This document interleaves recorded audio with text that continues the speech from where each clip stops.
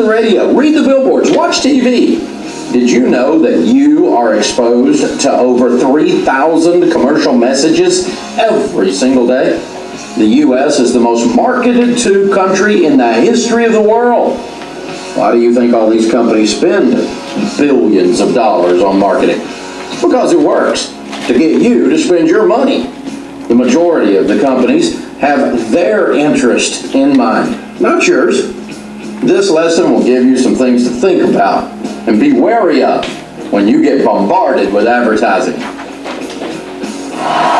welcome National Syndicate Radio and New York Times best-selling author, Ramsey.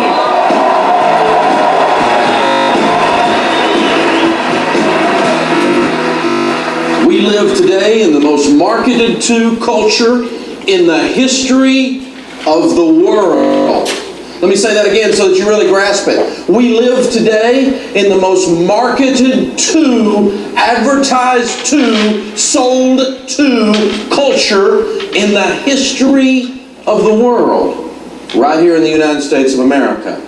And if we are going to have financial peace, two words that don't go together, we are going to have to develop a resistance to that marketing. Not that buying things is bad necessarily, but buying too many things with money we don't have to impress people we don't really like is a bad idea. We have to stop and think about this.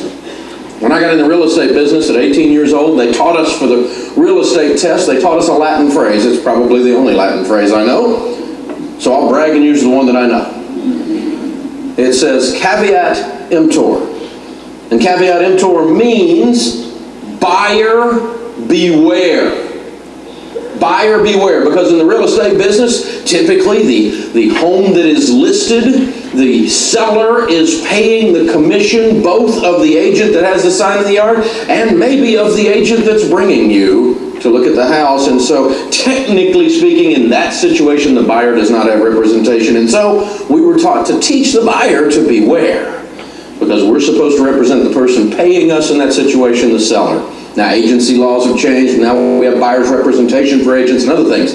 But generally speaking, that's where that comes from. And just when you think about marketing and people selling us stuff like crazy, that's a good idea to just say, buyer beware. Now, I'm not saying it's bad to buy things. Again, I'm not one of those financial guys who says you can't have a good time. I want you to live like no one else so that later you can... We're going to keep doing that over and over because we want to really stick that down in our spirits. We want to sacrifice to win, and then we want to enjoy the winning. So there's nothing wrong with buying a product or enjoying a good product. There's nothing wrong with participating in buying something from a good salesman. A good salesman is fun to buy from. They have a servant's heart, and they know how to sell, and they're professional at what they do, and it makes the whole process, pretty fun. Today, companies use every possible angle to aggressively compete for your money. The company that is not sophisticated in their marketing, the company that is not aggressive in their marketing, the company that does not have a marketing budget generally doesn't stay open. Competition is too fierce for the consumer dollar. You know, all you got to do is walk down the mall to see this. You got 63 stores selling the same stuff. And competition is too fierce to get your dollars, your precious dollars, to engage you. And they are very good at what they do. Every time I turn on the TV or open the newspaper, there's always an ad. I'd say 50 ads in a day. I see about 50 ads a day. On TV, I see approximately 5 to 10 ads per hour. American Demographics says that in 1971, the average American had 560 advertisements flashed in front of their face in a given day.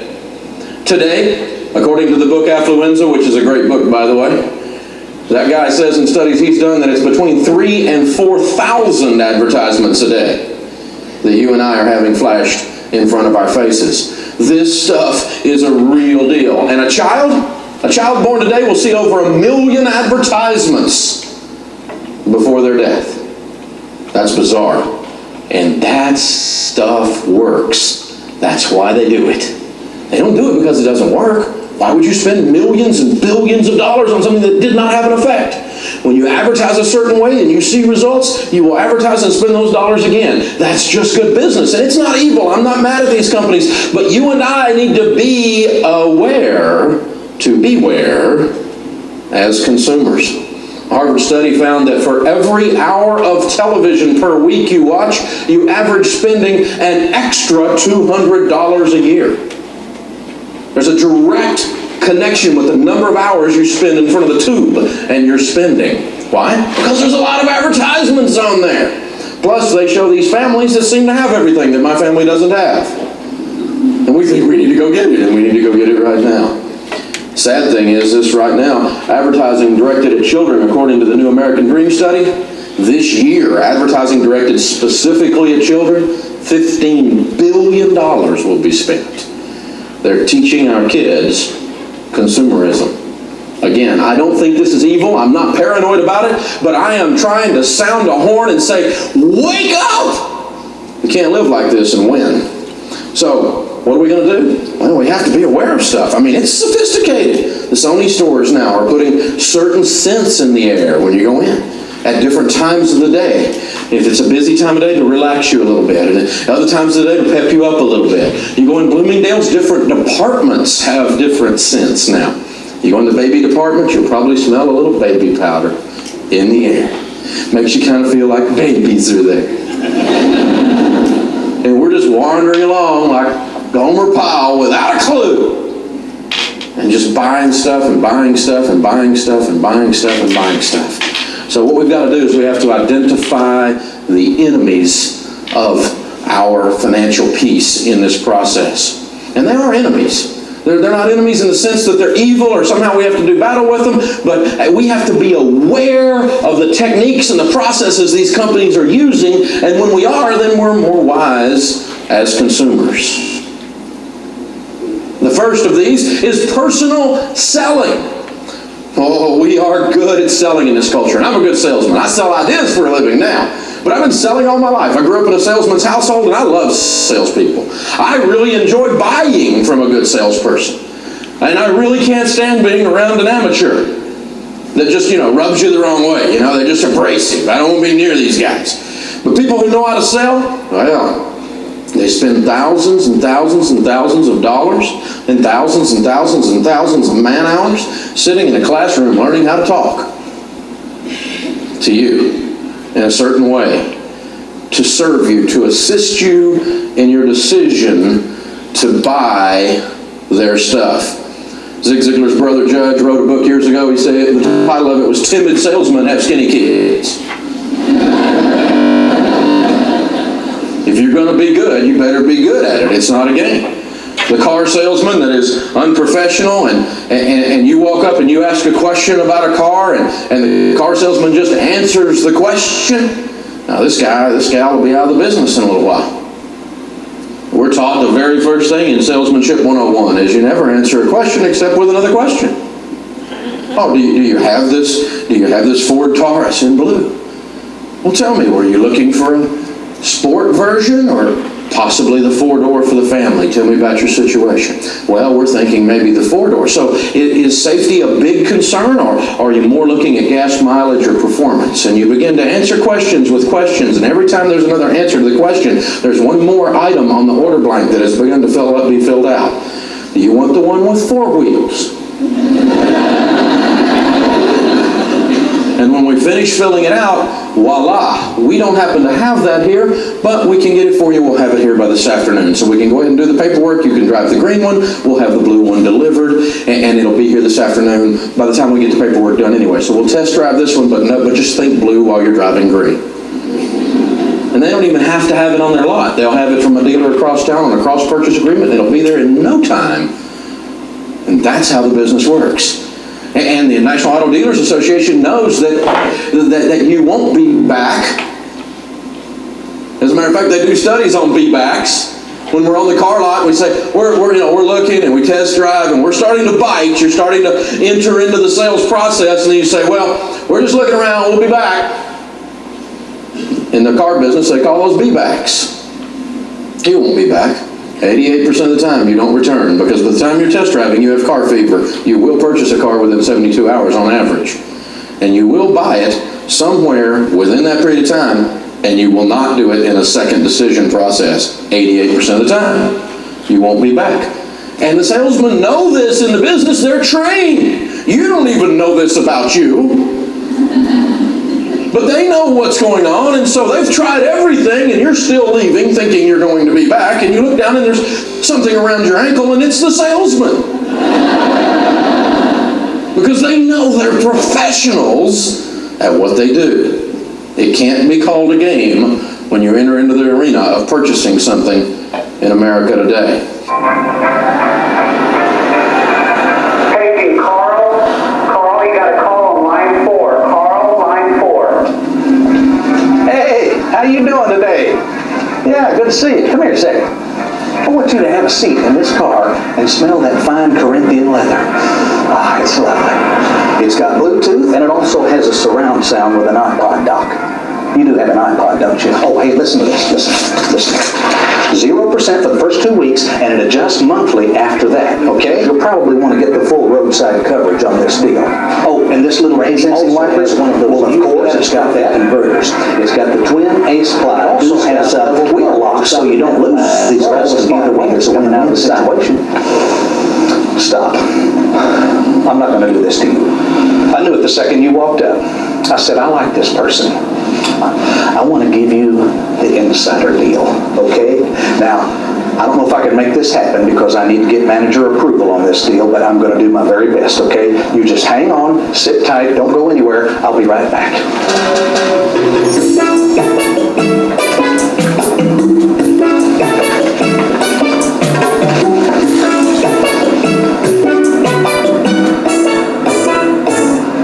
I cannot believe the manager just approved this deal.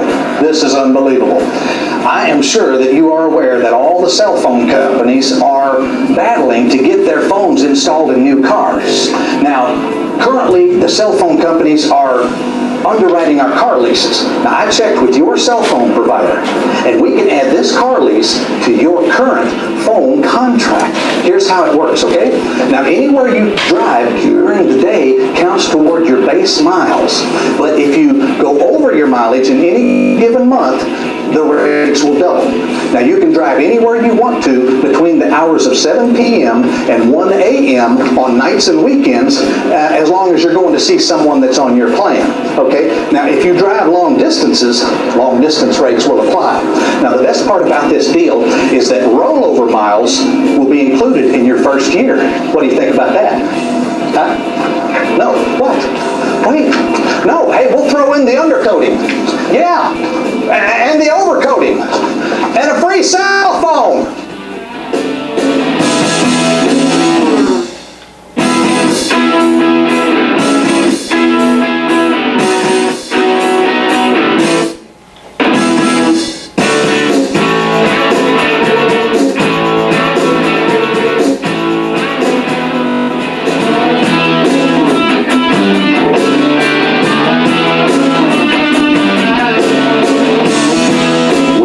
Snakes called credit card companies, you will be bitten. That is what they count on, is you thinking, oh, hey, I'll just take out the credit card and then I'll never use it and I'll just get the 15%, so I beat the store up. And that's what they count on, you thinking. And then what happens is you wander in there and there's something on sale, you don't have any money, boom, you pull that credit card out, and before you know it, you've gone into debt. Stay away from signing up for credit cards for any reason. The second thing is financing. They use money and easy payments as a marketing tool, don't they? Oh, don't think about how much, just think about how much down, how much a month. And no interest. It's all free. Everything's free. We're just going to give it to you. Just because we love you. Right.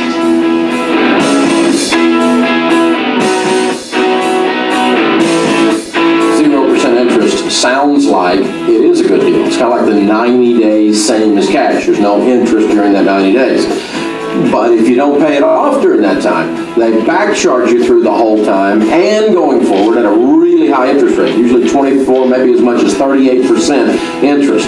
Do not play games with this stuff. These folks are using financial tools like credit cards and 90-day same as cash or 0% to draw you in and get you to buy their stuff. It's marketing. It's marketing. They're beating you at your game. Don't let them do that. Just say, no, thank you. I'm just looking. You know, I got one of these out of the newspaper the other day. The average 4-color insert into a newspaper in a medium size, say around the 50 size city in North America today, a Nashville, a Charlotte, a Birmingham, and Austin, Texas, those size cities, if you were to put a 4-color insert like this in the average Sunday newspaper, that newspaper will charge you between $25,000 and $35,000 for putting it in there.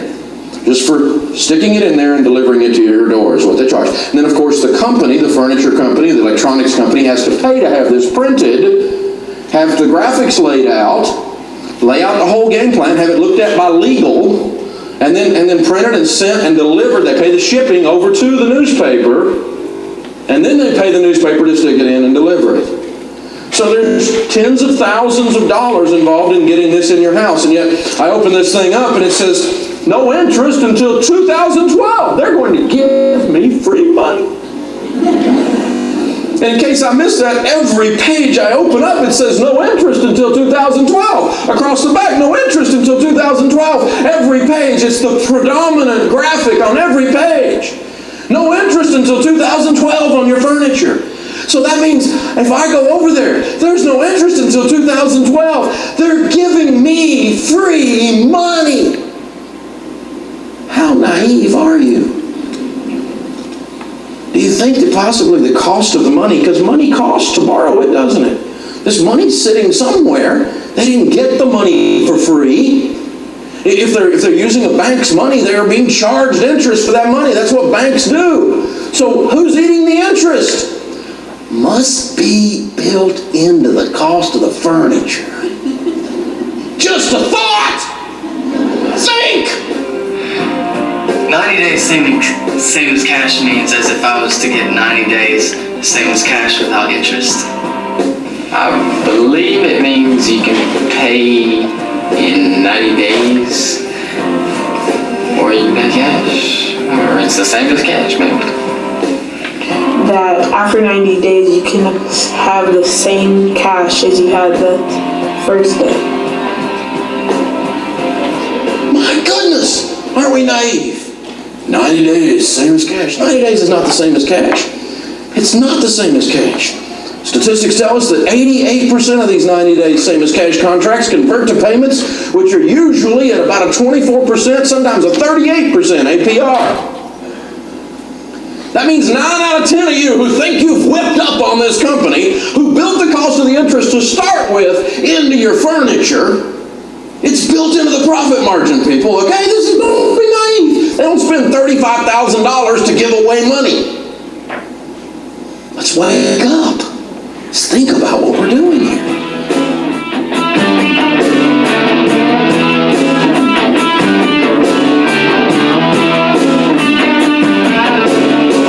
I would never borrow money, period, for things like car stereos, things like an item that you think you are going to have the money for. You cannot predict the future perfectly. You may be ill. Someone in your family may have a car wreck and you're not able to work and get the rest of the money together. Then you've gotten caught in this trap of payments. You cannot predict the future. I'm not negative. I'm just 100% sure you don't know what's coming. So when you have the money, then you buy the stuff. If you don't have the money, don't buy the stuff.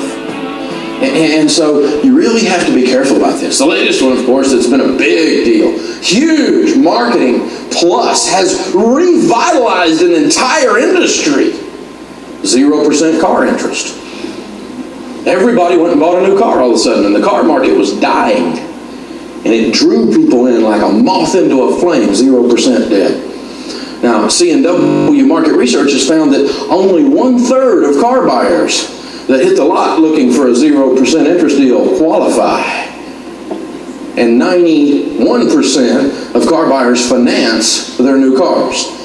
So what this tells us is almost everyone finances their car when they hit a new car lot, and they go in looking for the zero, and 2 out of 3 times they don't get the zero, they get transferred off and are paying interest. But by then, they're so far into the buying process that we emotionally don't put on the brakes, and we drive home with leather's toxic smell. And we feel good now because we got a new car. And we got sucked right in because, Dave, zero interest. Who can beat zero interest? I can beat zero interest. If a car, as we've discussed in the debt lesson, is losing 70% of its value in the first 4 years, that's not 0%. It's going down in value like a rock. That's where Chevy got that, like a rock. Oh, if you think I'm picking on Chevy, it's found on the road depreciated for Ford, okay? They're all going down in value. There are no exceptions to that. That's how it works. Financing is a marketing tool. I think marketing, commercials, and ads do work. I think that marketing and advertising sometimes works, but it basically matters on the product. Yes, because if you have a business that's just not have no advertising, nothing in the newspaper, TV, I mean, they might be making business, but not as much if they had their name out on the sign or what they do, they'd probably bring in more money. Of course, the straight up marketing stuff like television, radio, the internet, other media. And of course, that's where those of us in the business, I'm in the radio business, we use repetition. Well, Dave, this stuff doesn't work on me. I'm way too smart. I'm sophisticated. I know what they're doing. It doesn't have any effect on me. All right, let's get a little help here then. Help me with this. Bye bye, Miss American. Drove my Chevy to the, but the levee was, them good old boys were drinking whiskey and shame on you. Don McLean, Miss American Pie, 1972. Things go better with Coca-Cola. Began in 1968. And still, decades later, this audience can finish the jingle. You deserve a... Who was it? 1971. Over 30 years ago that was launched. Where's the... Yeah, 1985. And you remember the beef lady, Clara Peller? She died in 1987. Have it your... 1973 revitalized here after the year 2000, and they brought it back as a retro ad campaign. Of course, interesting stuff. Here's the oldest, and everybody can do it. Still being used today, originated in 1954. Melts in your mouth. And who is it? Repetition doesn't work, does it? Marketing has no effect, does it? Everyone in here can sing that like it's a song. Absolutely incredible. Apparently those ad dollars are paying off. I saw a study the other day that said the average household now has more televisions than people. Kind of a scary thought if you think through the implications of this. Somewhere there are some dogs and cats being entertained. When it comes to marketing, they also use product positioning.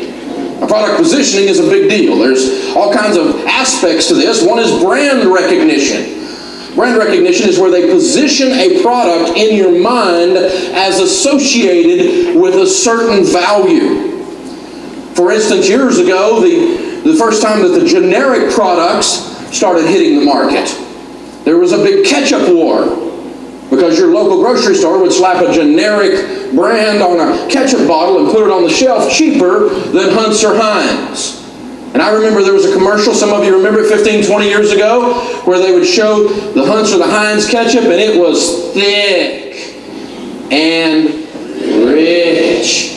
And the generic ketchup was thin and runny and made in the same factory.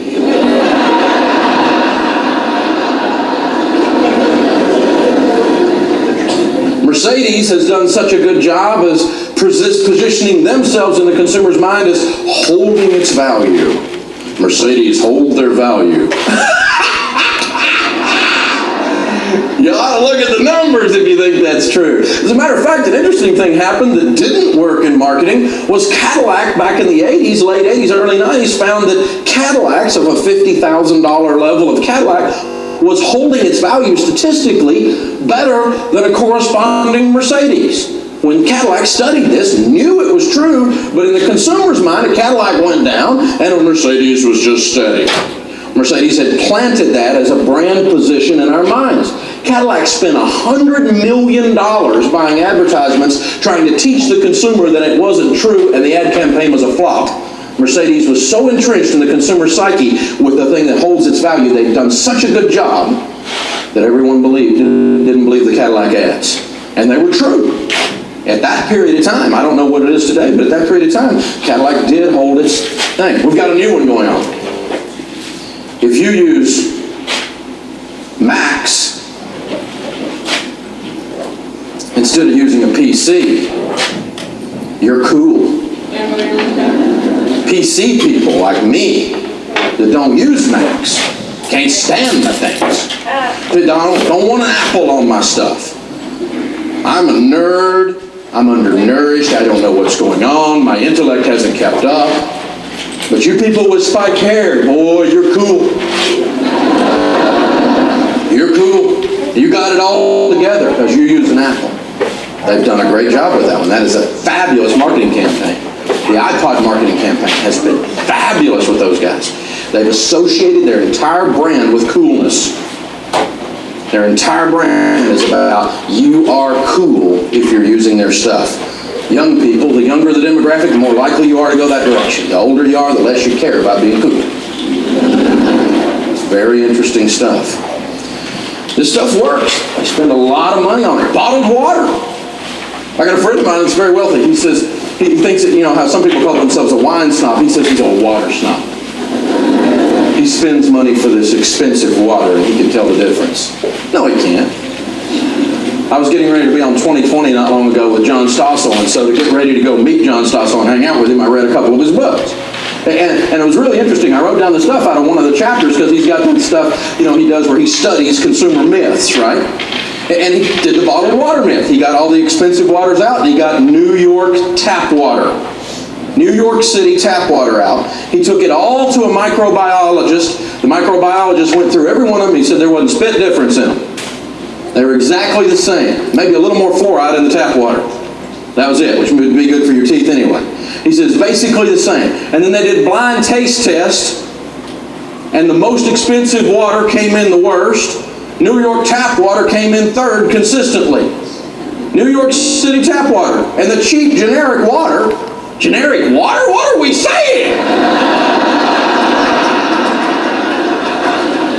The cheaper generic water kept winning the taste test. My wife and I not long ago were in Oslo, Norway, and we really were cracking up. The guy took us into the store and they had this bottled water in there. Of course, Oslo, Norway is up near the Arctic Circle, right? And so they've got this bottled water from glaciers. It's glacier water. Ooh. It says this water is 6 million years old. Turned it around and on the back it said used by September 30th.